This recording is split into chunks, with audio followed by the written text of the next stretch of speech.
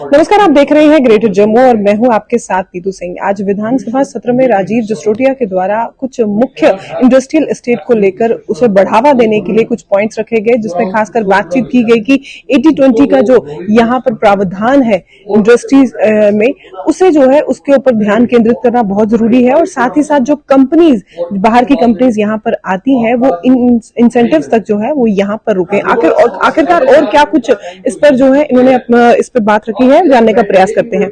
Sir, आपने आज industrial state को बढ़ावा देने के लिए बातचीत की है कि स्ट्रेंथन करने की इस समय बहुत ज्यादा जरूरत है। खासकर अगर बात की जाए 80-20 जो यहाँ पर एक प्रावधान चल रहा है, उसमें भी आपने कहा है कि उसमें चेंजेस लाना बहुत जरूरी है, क्योंकि उस पर फोकस नहीं किया जाता। सरकार इस पॉलिसी को इसलिए लेकर आई थी क्योंकि सरकार के रिसोर्सेस लिमिटेड है और सरकार हर आदमी को, हर नौजवान को रोजगार नहीं दे सकती।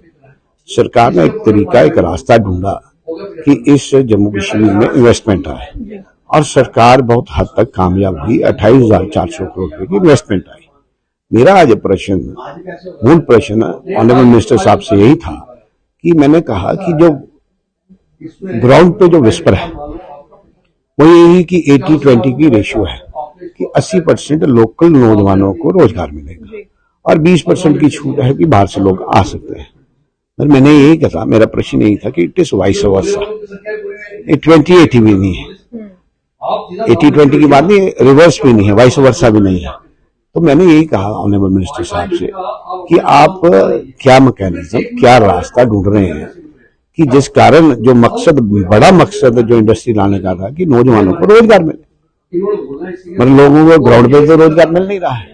उन्होंने हमारे रिसोर्सेज सारे यूज किए, सड़क हमारी, बिजली हमारी, जमीन हमारी, पानी हमारा, और विद द होप कि लोगों को रोजगार मिलेगा, वो तो फुलफिल नहीं हुआ।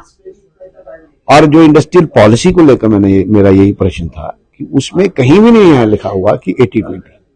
सरकार इस चीज को इम्प्लीमेंट करने के लिए सरकार कौन सा रास्ता इख्तियार करेगी? क्या सरकार SRO लेके आएगी? क्या सरकार कोई ऑर्डर करेगी?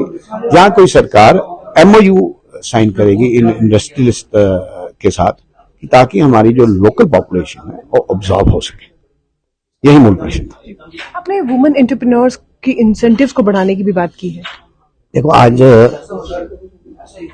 हम जेंडर इक्वालिटी की बात करते हैं और हर फील्ड में सरकार की, चाहे वो केंद्र की सरकार हो या कई और भी सरकारें हो, स्टेट्स की सरकारें, तो एक वुमेन एम्पावरमेंट की बहुत बड़े हद तक बात होती है।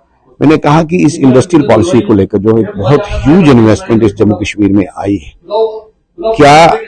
क्या ऐसा कोई प्रावधान रखा गया है जिसमें उनको अकोमोडेट करने के लिए कोई स्पेशल इंसेंटिव, चाहे वो सब्सिडी में हो, चाहे वो GST रिबेट में हो, चाहे उनको इंडस्ट्रियल प्लांट लगाने में हो? तो वो बड़ा गोलमोल सा जवाब आया है, तो वो नाकाफी है। तो सरकार को मेरा यही सुझाव था, यही पूछ रहा था मैं सरकार को, वुमेन एंटरप्रेन्योर्स को कैसे इनकरेज किया जाए, उसके लिए भी कोई ना कोई रास्ता ढूंढना चाहिए। तो बात हो अगर सांबा की, बड़ी ब्राह्मणा की, कठुआ की, वहाँ पर बहुत सारी इंडस्ट्रीज हैं, लेकिन स्ट्रेंथन, जैसे आपने कहा कि इन इंडस्ट्रीज को जो वहाँ पर है उन्हें स्ट्रेंथन करने के लिए जो है अब समय आ चुका है, आवश्यकता भी है कि उन्हें स्ट्रेंथन किया जाए। देखिए, टू वे ट्रैफिक है। सरकार लगाई, सरकार ने इंसेंटिव्स दिए, मगर अक्सर जो पास्ट प्रैक्टिसेस है, इंडस्ट्रीज आते हैं, बड़े जोर शोर से आते हैं, इन्वेस्टमेंट करते हैं, उस पैकेज, उस इंसेंटिव का लाभ लेने के बाद वो पैकअप करते हैं और चले जाते हैं और स्थिति यथास्थिति रहती है। सरकार को इसकी आज जम्मू कश्मीर से है। हाँ, बट पास्ट ट्रैक रिकॉर्ड यही कहता है, चाहे वो बड़ी ब्राह्मणा हो, कठुआ हो, सांबा हो, जहां जब तक इनिशिएटिव्स अवेलेबल हैं तब तक तो इंडस्ट्री स्टिक करती है, उसके बाद इंडस्ट्री चली जाती है। तो मेरा प्रश्न यही है, सरकार को एक फुल प्रूफ सिस्टम डेवलप करना चाहिए, क्योंकि इंडस्ट्री के रिजल्ट्स, इंडस्ट्री की इन्वेस्टमेंट के रिजल्ट, इसके fruits after long period of time आते हैं।